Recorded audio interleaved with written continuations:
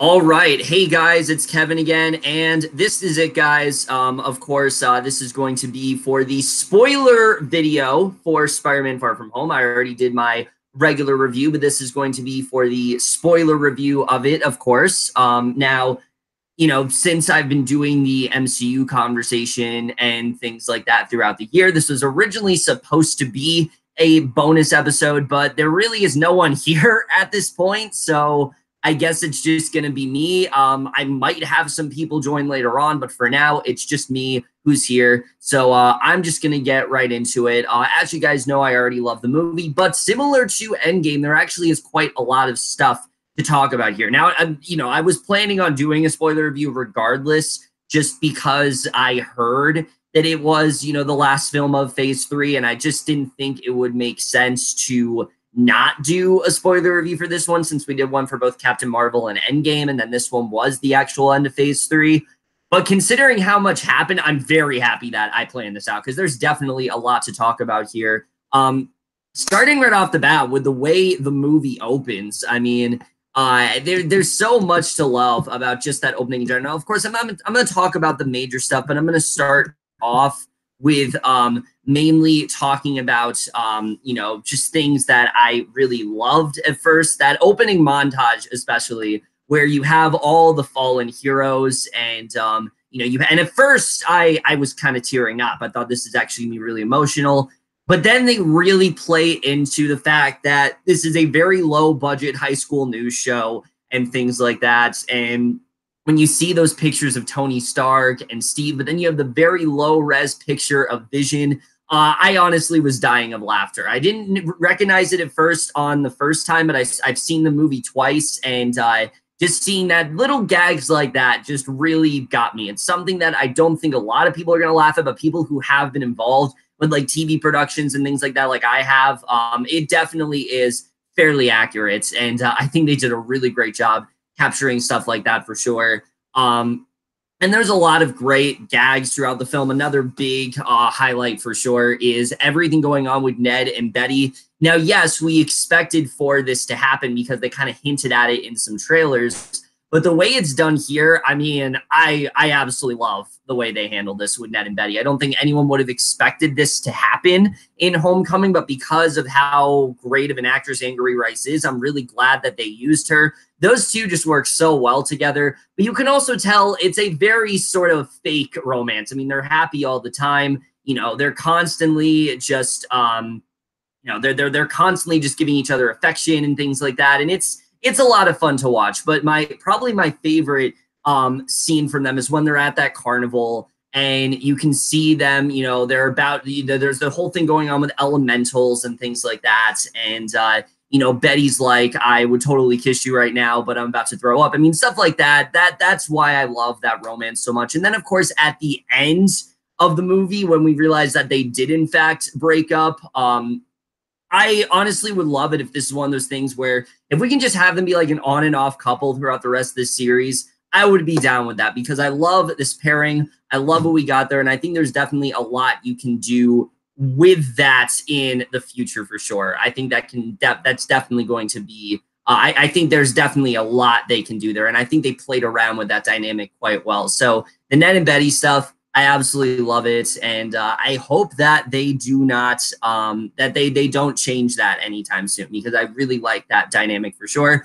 But now I want to get into really the major stuff here. I mean, all the stuff with like Peter and MJ. I'll talk about that. The movie. One of the things that I was a little bit upset that the second trailer, because for the most part I really love the marketing for this film, but something I didn't love that the second trailer revealed is that MJ knew Peter's identity. And like my friends and I were talking about it in the chat, in a chat that I'm in on like Facebook and things like that. And we were hoping that it'd be something where they're kind of like joking around, like MJ's just kind of playing with him. But no, it turns out she actually has thought he's Spider-Man for quite a long time now. She's been noticing him disappearing a lot. She's just been seeing the similarities between the two, and she's starting to realize that, yeah, he is in fact Spider-Man. And I actually really like this. I like that we have this out of the way, and it also makes sense because in the original Spider-Man 2, the Sam Raimi films, at the end of that film, MJ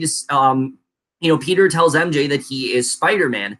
But it also feels really refreshing that she figured it out on her own. He actually didn't have to tell her, and we get the cheesy scene where, like, he tells her that he is Spider. I'm not saying the scene in Spider-Man 2 was cheesy at all. That scene was fantastic, but I feel like if they were to do that now, it would feel a bit redundant. And I like that they did it this way. We're like, no, she's in the know about it. She's kind of one step ahead of him. And I think that scene alone really solidifies how great of a pairing this really is, because she is just as smart as he is at this point. These two really do blend very well together. The quirkiness of it all, especially the scene where she talks about how she's saving him a seat for, for them sing together for that opera.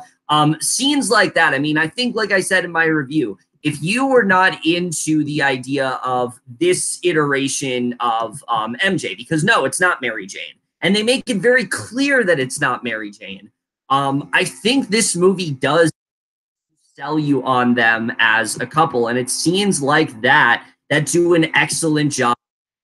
So I really love what we get of them within this film. I think that stuff is really great overall, and I'm definitely excited to see where they go with it. And the movie ending now with her knowing that he is Spider-Man, there's a lot they can definitely play around with there. And I love the scene where where Peter tells Ned, and Ned's like, welcome to the club. Stuff like that is just great. And I'm excited to see those three, kind of working here. Or at least that's kind of what they think. That's what they make you think that the rest of the series is going to be, that these two are the only people that are in the know, possibly Betty as well. Well, of course, we're going to get to that. But like I said, I think they did a lot in this film to really sell us on the idea of Peter and MJ as a couple. And I really did love that pairing for sure. And then the only other thing I'm going to talk about before I get into the really major stuff is what they decided to do with the decimation. As I talked about in my regular review, the only flaw I have with this film is that I wish they would have done a little bit more with the blip. Most of it they played for laughs, especially when it comes to Brad. There's that great joke where they talk about how Brad was like this kid, but now 5 years later, he's like the guy in their school that every girl wants to be with, even the ones that have disappeared, now suddenly come back. They definitely do a very good job with the comedy. Or when Aunt May is talking about how someone else was like living in her apartment, and then she showed up, and the person that was living there thought that, her husband was like having an affair or something like that. That's great. But then probably the funniest of them all is when Mr. Harrington is talking to Peter about the blip and how his wife ended up faking it. He faked it. They had a funeral. She faked it. They had a funeral for her and everything. And you can see that it is still troubling him. That's something they could have taken seriously. But the fact they played it for laughs, it made it that much better. All I really would have wanted, though, is to see Ned or MJ, see how they're doing. We don't really get to see how they have been affected by the blip, if at all, if they've been affected by the blip. And I wish we would have gotten just a little bit more insight into that. That's the only thing that really keeps this from being a perfect film for me. But I feel like if we would have delved just a bit deeper into that, then I would have felt a bit more satisfied. But ultimately, the stuff they do with the blip, all the comedy, it works for this film because, again, it's centered on a bunch of, teenagers. And the central appeal for the Spider-Man films in general, the Marvel one, the central appeal has always been they're like John Hughes movies. And this film very much, at least for the first act, is very much reminiscent of a classic high school, vacation film. It very much feels like one. It has the tone of one. It is the feel of one. The jokes are very much there. It's very lighthearted, and they do a very good job with that for sure. So honestly, I don't have a problem with the humor. I can understand, considering the heaviness of Endgame, if people have a problem with that because they expect this to be just as, well, maybe not as bleak, but just as serious in tone when it comes to the blip. But I actually like that they played it mostly for laughs. I feel like, considering the type of film it was, if you were to take it so deadly seriously, I just don't think it would have worked as well. So I really don't have a problem with that at all. So yeah, those are all the things that I wanted to talk about that aren't really huge spoilers. So now we'll get into the really big stuff. So the elementals, in the film, At first, we are told that Mysterio is from the multiverse and things like that, and that he was on this earth and that his family was killed by the elementals, and now he's going up against them. And this creates a really great pairing for Peter because now he has someone that he looks up to. He has someone that is, in fact, a superhero. He hasn't really had that since Tony has died, so he very easily gravitates towards Mysterio. And the scene that those two have where Mysterio is talking to Peter about, how hard it is to be a superhero and balancing both of those lives. He seems to be the only one that really is sympathizing with him. While Nick Fury is telling me, you got to man up, you got to step up, you have to be the next Iron Man and things like that. Mysterio really seems to be this sort of father figure for him, and they get very close. And that's why the reveal of what ends up happening with Mysterio is that much more shocking because of how well they develop this relationship. And no, it's not throughout the movie. Like, there are a few scenes of them, but just those few scenes alone, they really do make you think that Mysterio is genuine, that this is actually a problem, that the elementals are a legitimate threat. And I think they do a really great job with that. So then once we get that bait and switch, which, to be honest, I had a feeling something was going to happen when we got to that bar because it felt like the movie was wrapping up quite quickly. But I didn't know exactly what was going to happen. I thought essentially what was going to happen, this is what I thought would happen, is that Mysterio would get the glasses because, we find out that there are these glasses that were assigned to Peter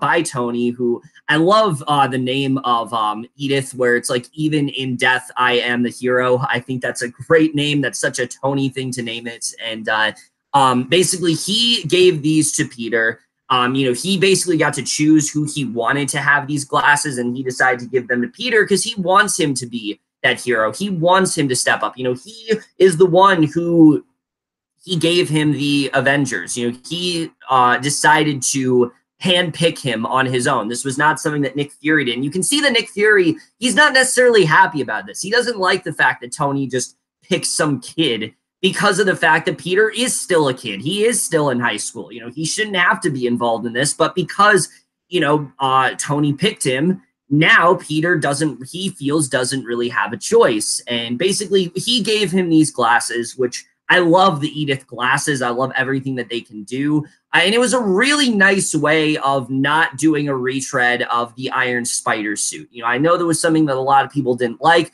I thought it was actually a lot of fun. It was something different for Spider-Man. I liked the Karen sort of suit and things like that.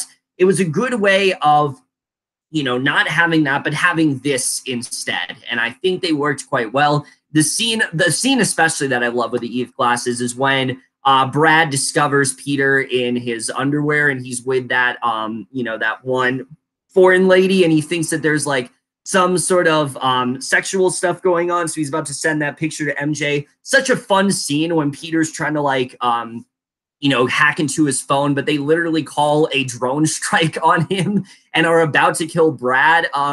Scenes like that are just so fun and humorous, and they really could only work in a film like this. But again, the Edith glasses I thought were really great. I love what they ended up doing for Peter, but I thought that because of how much power and how much technology that these glasses had, I thought Mysterio was going to grow corrupted of them. He would put them on and he would feel absolute power, and he would just want to dominate. He'd want to be that ultimate hero. And essentially that is true, but it's much different than I was expecting. It turns out that Mysterio isn't even real. Quentin Beck has essentially made up the entire thing. He's trying to fool all of these people, and it's mainly because he himself was actually an associate to Tony. He made, remember that technology in Civil War known as BARF, the thing that Tony was using as like a therapy device? This was something that Quentin himself invented. He wanted to use this, for many different reasons, but Tony used it for a purpose that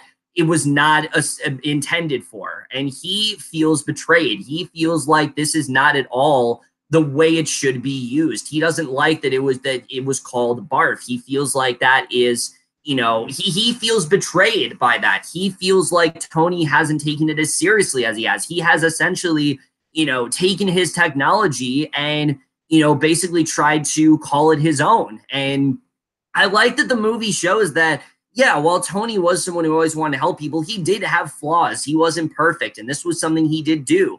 Beck ended up freaking out. Tony ended up firing him. So Beck kind of recruited all of these various people who have been wronged by Tony, including, which this was so cool to me, including the guy in Iron Man that was Jeff Bridges' partner. He actually comes back in this movie. It's the same actor. And I think that's so cool the way they did it. But he has this whole ragtag team. And basically their mission is to make Mysterio the greatest superhero that ever lived. And the way they're doing that is creating this false narrative. And this does two things. One, it does a very good job of, showing the idea that of showing what Beck's plan is, which, I mean, Gyllenhaal just does such an incredible job. And it really shows how great of an actor is with the way he was able to even fool us into thinking that he could have been good and that he maybe was on the right side of things. But then realizing that, no, this was all just a lie, and that was the whole purpose of what the movie was trying to do, was trying to make us think that this was a fairly low stakes adventure, but not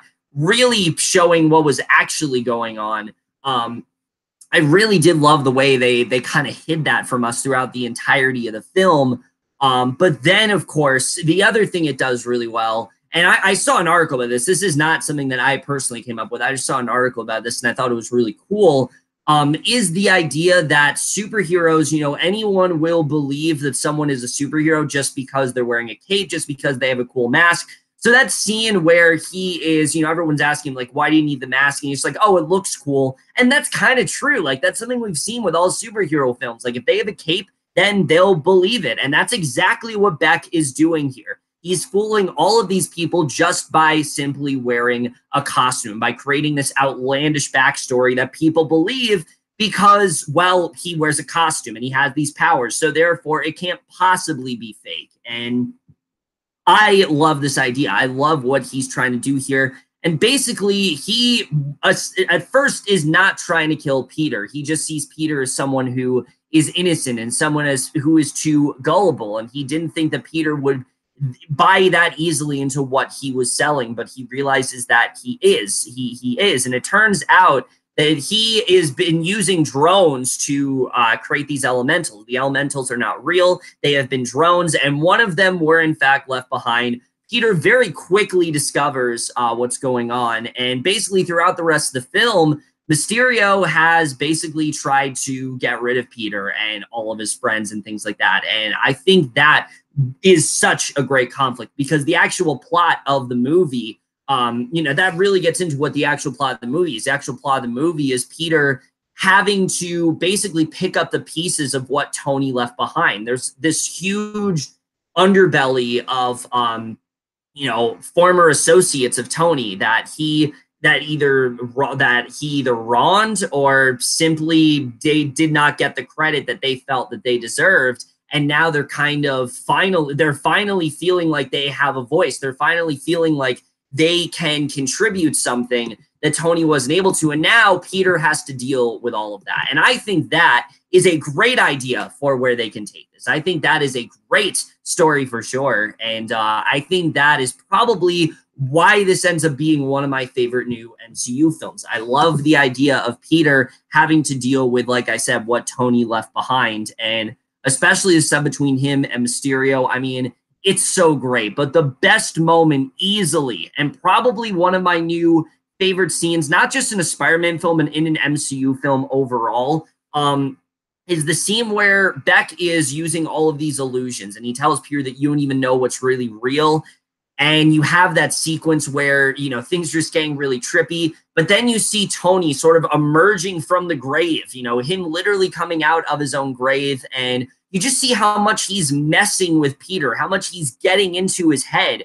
I mean, he really is trying to do whatever he can to get Peter to just, to get Peter to just crack, to get Peter to just explode. And I think that entire scene is so well done. The scene where he's almost hit, where he is hit by the train, and he thought that he killed him. I mean, just stuff like that is so great, and it pushes his character to new heights. And I love the psychological battle that Peter is going through because, yes, on one hand, he came to this trip not because he wanted to be Spider-Man. No, he just wanted to get close to MJ. He wanted to just be a regular teenager. And I've heard a lot of people say, like, well, why should Peter even want to be Spider-Man and things like that? How is this a good thing? Well, I see it less as that and see it more as Peter has dealt with so much throughout the course of Infinity War and Endgame that now, because of the fact that he can finally rest, he's trying to catch a break. He's trying to move on from it. He's not moving on completely, but for now, he's using this as a distraction. He wants to just be a regular teenager while he can. And that's something that people like Nick Fury and now people like Beck are really getting in the way of. And this is when Peter realizes that, no, he needs to step up. He needs to be that hero. He can't just keep hiding anymore. And I think that is a really great scene for sure. And then the stuff with him and Happy, though, that scene really got me. The scene where Happy is talking about how Peter was, how Tony was his best friend and how much he really does miss him, but how he also knows that Tony would not have done what he did if he knew that Peter was still going to be there. I mean, again, it's scenes like that that really do solidify why I think this is probably the best I've ever seen Happy Hogan. I love the way that scene is done. It shows the history between Happy and Tony, but also how much he really does care for Peter and how he is kind of going to be this father figure moving forward. And I really love this idea. You know, the series kind of made it seem like Tony was going to fulfill that role, but no, it seems like Happy really is kind of stepping up now. You know, he clearly likes Aunt May.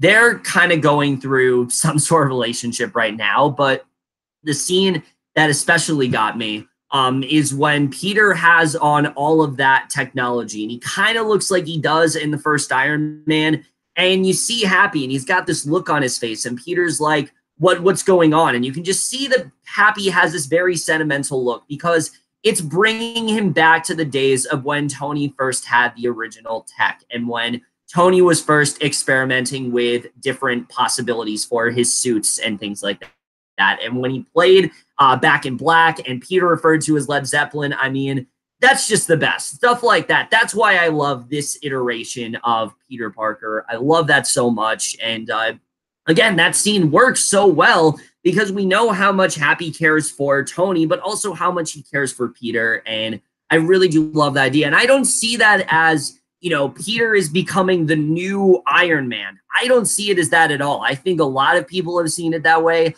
I really don't see it that way at all. I see it much more as, you know, because of the fact that, you know, Tony... because Tony was someone who did what he did, and Peter has a lot of experience with that, he's taking what Tony did and he's applying it to Spider-Man. And you definitely do see that here with the new suit and things like that, which I love the black suit especially, but the regular suit that he had, I thought was also really cool. And I like that it's not the Iron Spider suit. But again, I love seeing that. There's a lot of possibilities for where they can take that, and I love what they're doing with the Happy Hogan character. It's a character that I've always liked, but they're really exploring him more in these Spider-Man films. And that's not something that I would have ever expected to say, but I think they're doing a really great job with that. And I really love that's the scene between those two. And I think that stuff is really great overall. And then when Happy meets MJ and Ned and Betty, and he's trying, and also Flash as well, and he's trying to get them into that museum. They're trying to get away from Beck and all of them. And then he starts throwing around things and he's trying to be that badass, but you see that he can't do it because he is still just a human being. I love that so much. And I love how protective he was of those guys. I love how he basically is like Peter's bodyguard at this point, but he also, like I said, is sort of like that sort of figure in his life that he can rely on. He's a really good support system. And I think all that stuff is really great. So I really love that scene for sure. And then the final climax between Peter and Beck, that stuff is just so great. I love the way that's done, where they finally have that fight. And, you know, you think Peter has gotten Beck, but he hasn't. And then eventually he gets the glasses and he, you know, Beck does end up dying. And, you know, Peter talks to Edith, and Edith says that all the drones have been destroyed. That whole climax was so great. I was on the edge of my seat throughout the entire thing. And I love the way that's done. I think that's such a great climax overall, and I think they did a really great job with that for sure. So yeah, all that stuff was great. But then we get to the stuff that you really want me to talk about, because look, I heard going into this movie that the mid and post credit scenes were something really big. I was not expecting them to be this big. Really, I wasn't, because at this point you think, okay, they've defeated Beck. You know, MJ now knows he's Spider-Man. Ned, of course, already knew Ned and Betty have broken up. We also established that Happy and Aunt May clearly feel differently about this relationship. Aunt May feels it's just a summer fling, while Happy clearly wants it to be a little more serious and long-term. You know, we have that great scene of Peter and MJ swinging through the city. You think that's the end of the movie, but of course it's not. We get to the mid-credit scene, which a lot of people have said should have ended the movie. I actually think it works better as a mid-credit scene because, again, similar to that first act, they're misleading you into thinking that everything is going to be okay, that this is it. They've defeated Beck. They have nothing to worry about. But that's not true at all. We get this great sequence where after they swung through the city, we see a broadcast and we see J. Jonah Jameson. Yes, J. Jonah Jameson, of course, still played by J.K. Simmons. Now, I actually, unfortunately, knew going into this film that J. Jonah Jameson was going to be in it because, and I kind of had a feeling too, because at the premiere, J.K. Simmons was there, and I felt like there's no reason he wouldn't be there if he wasn't in the movie. Like, he would only be there if he was somehow a part of it. So, but just seeing him, just the idea of him being in a Spider-Man movie again, I'm just so excited to see, because you legitimately, I at least can't think of anyone else that can play this role except for J.K. Simmons. And I'm glad that Marvel understands that as well. I think this is such a great idea, but I like these more of like sort of like a conspiracy theorist now. He's kind of like not fully believing that Peter is who, you know, what's really going on. But we also find out that before Beck died, or at least we think that maybe he died, he left behind this video. And what he is doing is he is still fooling people into thinking that he is Mysterio. He was still able to go along with that. He recorded this video that makes it seem like Spider-Man just attacked him for no reason. So he's villainized Spider-Man, but not only has he villainized him, before he does that, he reveals Peter's identity. So yes, this movie ends. Everyone now knows who Peter is. Everyone now knows that Peter is in fact Spider-Man. And this is such a brilliant idea. I cannot tell you guys how much I just freaked out when I first saw this. I was never expecting them to go in this direction. Like, I knew something crazy was going to happen. I did not anticipate it for it to be this big, because this literally changes everything. We've never seen a Spider-Man movie where everyone is in the know that he is Spider-Man. We've seen, like, you know, movies where a good portion of people know, but never everyone knowing. Like, not only does Aunt May and MJ and Ned know, now everybody knows. And this is a good thing, but also a bad thing. It's a good thing because we get scenes like Flash, who I'm really excited to see, because we know that Flash is obsessed with Spider-Man, but for Peter, he just thinks he's kind of a dork. But knowing how big of a fan he is, I can't wait to see how Flash is going to treat Peter now. I have a feeling that he's going to treat him much differently, and I think that's going to be a lot of fun for sure. I think that's definitely going to be very fun, and I'm very excited to see what they do with that dynamic. But it also is a very negative thing, because now literally anyone that wants to go after Peter, they can just declare open season on him. Like, if they want to go after him, they can do it and nothing is really stopping them. And I really love that idea, because now Vulture has no reason to really protect him. Mysterio, I do still think, is out there. Here's the thing. Look, we did see Beck die, but Beck is such a great illusionist and things like that. There is a very good possibility he could very well still be alive. And maybe the whole thing with the drones, while they might be gone, maybe there is still something else that he's doing. Maybe there is still a way that he got out of there alive. And I would not be upset with that at all. I truly do think that this solidifies Mysterio in the pantheon of fantastic MCU villains. He already was a great one, but this makes him easily in the top 5 without any question, because he is completely fucked over Peter, and he's essentially won. I mean, even though he died, he did win. He was able to fool everyone to think he was Mysterio. His identity was never revealed. The only people who know are, you know, Peter MJ, Ned, and then Coulson, and not Coulson, I mean, Maria Hill and Nick Fury. There's the only people that know that he, in fact, isn't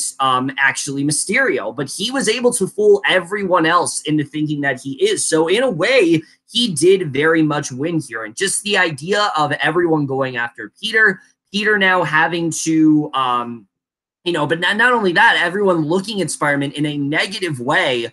There's so many places you can go with that. And I'm very excited to see where they're going to go with this character. I know at this point he's contracted for 9 more films. And I can definitely see why. There's so much more ground to explore with this character that one more film just would not be enough. There's so much they can do now. Not only does MJ know and things like that, but now you have people who legitimately think Spider-Man is a criminal and that Spider-Man killed another superhero, and they're going to look at him very negatively, and that's going to alter his reputation. And seeing Peter now having to try to fix that and get people to realize who he actually is and that he is the good guy in this situation, I'm so excited to see where they do end up taking that. And I think that's going to be really great for sure. And again, it's something we've just never really seen from Peter Parker. And that's something I've loved about both of these Spider-Man films from the MCU. They've done a good job of incorporating the key things, but really altering it to make it their own. And this is the perfect way to do that. And I cannot wait to see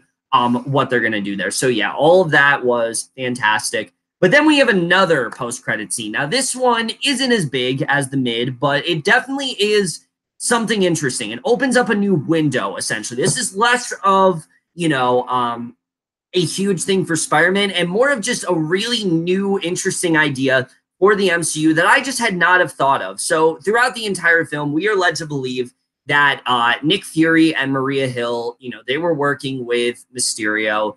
They're the ones who find out that, Mysterio is in fact a fraud, that that nothing he said was true. You had Nick Fury just constantly beating on Peter and things like that.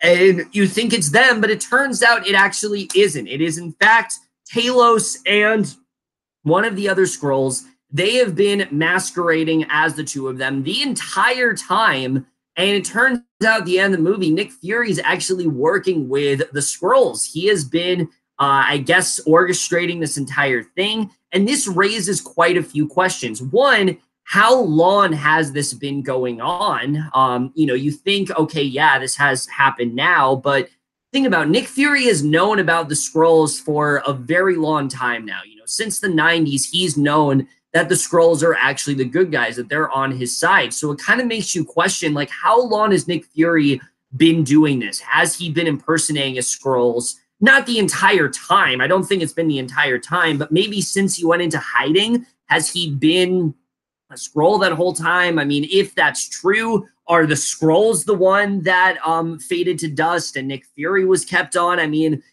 maybe I'm just overthinking it, but there's so many places you can go with that. And the other thing I love about this, though, is that it actually makes Captain Marvel feel like a lot more important entry. Not like it already was. I mean, the Captain Marvel story, yeah, definitely. But now the Skrulls are far more important. They're going to play a very prominent role in Phase 4 for sure, now that we know that Fury is working with them, knowing that they have this bond and that the Skrulls are the good guys. There's just a lot they can do with that for sure. And I'm very excited to see where they end up taking that into Phase 4. This really gets me hyped for Phase 4 for sure, and is one of the reasons why I think the MCU is in very good hands. This is just a really different sort of idea. And it also makes you wonder, like, have there been any other characters that have been doing this? Have there been any other characters that have known about the Skrulls and have been, in fact, impersonating as them and have been masquerading as them and have been like Nick Fury, where they're just like lounging on a beach or something? I mean, it just raises a lot of interesting questions. And I'm very excited to see where that does go for sure. I think there's a lot of places that you can really take that. And I'm excited to see what they end up doing with that exactly, because I think that's a very, very interesting idea. It's nothing that I would have thought of, but it certainly is something that I think is a very different and daring direction for the MCU. And I'm excited to see where they take that. So yeah, that's basically everything I have to say spoiler-wise in terms of Far From Home. So now, in terms of the grand scheme of things, I do want to talk a little about this phase overall. Now that we are at the end of phase 3, I am going to rank all of the phase 3 films overall. So, you know, I will rank them. I will talk about how I feel about the phase for the most part, you know, grade the phase, all of that stuff. And then I will talk to you guys about something else. So first off, I'm just going to give my initial thoughts on phase 3. Phase 3, without a doubt, I think is the best phase in the entire MCU. It really took the series to new heights. It did a lot for, you know, what was already a fantastic series, but really showed the possibilities of what the MCU can really be. It introduced really serious stuff like Civil War, all the stuff with Thanos. I mean, and it finally got the villains correct. It finally broke the curse of the villains being the weakest part of the movie. Almost every single film in phase 3, minus like Doctor Strange and Captain Marvel, all of them have fantastic villains. All of them really do have villains that you really do see where they're coming from. They're not just these one-note guys who are looking for this one object. There's way more to them, and that's something I really did appreciate about phase 3 for sure. I think there's a lot to really love about it.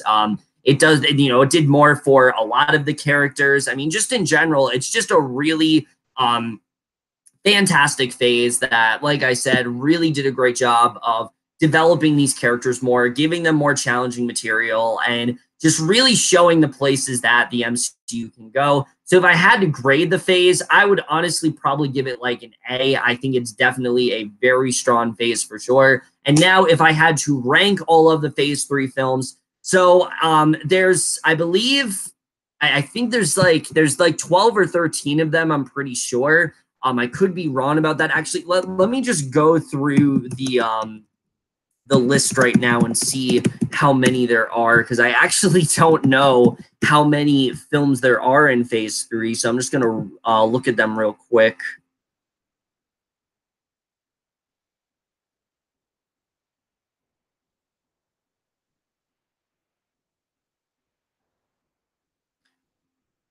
All right, so there's 12 films in phase 3 overall. So number 12 is definitely Captain Marvel. It's really the only film in this phase that I don't really like all that much. All the other films in this phase I think are pretty much good to fantastic, but Captain Marvel is just the one that it just felt like just a generic entry to me. It didn't feel that special, and it's one of the only ones that just didn't have that magic in there that I've come to know from the MCU. It also just doesn't have rewatchability. Although now that we have the scrolls, maybe there's a bit more rewatchability in there. But on its own, it just didn't really do all that much for me. 11, I would say Doctor Strange, definitely. 10, I would say Ant-Man and the Wasp. At number 9, I would probably say is actually Black Panther. And then 8, I would say, you know, let me see. 8, I think is probably 8 is Spider-Man, 8 is Homecoming, 7 is Ragnarok, 6 I would say is I think Guardians 2, and then 5 is easily, wait, did I count this right? 1, 2, 3, 4, 5, 6, 7. Yes, there's 11 of them. So okay, we're in the top 4. 4 is easily Civil War. 3 is now Far From Home. 2 okay, so 4 is now Far From Home. 3 is Infinity War. 2 is Civil War, and then 1 easily is Avengers Endgame. The best film in the entire MCU, may I add, without a doubt. So those are my thoughts on you know, Far From Home, but also phase 3 overall. Also, I want to tell you guys that the MCU conversation, it is going to continue. It's not just going to stop at phase 3. I've had a lot of fun doing it for sure. I've enjoyed having both Adam Haskell and FilmFano599 on here, even though neither of them were able to join for this installment. I very much enjoyed doing this series for sure, and I do hope it continues. I really do love the idea of, you know, doing spoiler reviews for all these movies. There's so much that happen in them. There's so much to talk about. And, you know, I know this one's a little bit more on the drier side because I don't have guests here, but I really love doing these spoiler reviews with all my friends and things like that. So it is going to continue. And also, I hate saying this, but because of the fact that Google Hangouts on Air is shutting down on August 1st, this likely is my final regular live stream. Now, that's not to say there's not going to be other collab videos, but in terms of live streams, I don't really know if I'm going to be doing them anymore because I don't have an encoder. I don't exactly know how that whole process works. Hangouts on Air is something I've used for so long, and just to have it go away, it definitely is a bit saddening for sure. In terms of collab videos, though, what I'm going to do from now on is my friends and I, we're going to do it through Skype. You can record your videos on Skype, and that's most likely what I'm going to do. So like movie previews and spoiler reviews, those will all be through Skype. So there just won't be a live chat or anything like that. I do apologize for that, guys, but there's just no way for me to fix that. I got to work around it, and I'm going to try to do the best I can. If another alternative comes or another opportunity arises, I will let you guys know. But for now, all future collab videos I do will in fact be on Skype. They will not be on here. I might try to get the movie preview done, but that is a very, very slim chance of that happening. Most likely, I'm going to end up having to do it on Skype. We'll have to see the way that turns out. But either way, guys, that's it for this video. Let me know what you guys thought of Far From Home overall. Left your thoughts on it. What do you guys think of all the spoilers? This is your space, by the way, guys, to just talk about all spoilers. Let me know what you guys like, dislike, all of that stuff. That's it for this video. Hope you guys enjoyed it. I apologize for the fact that I couldn't get more people on here, but I will see you guys in my next video, and we'll see you guys for that. Okay, bye.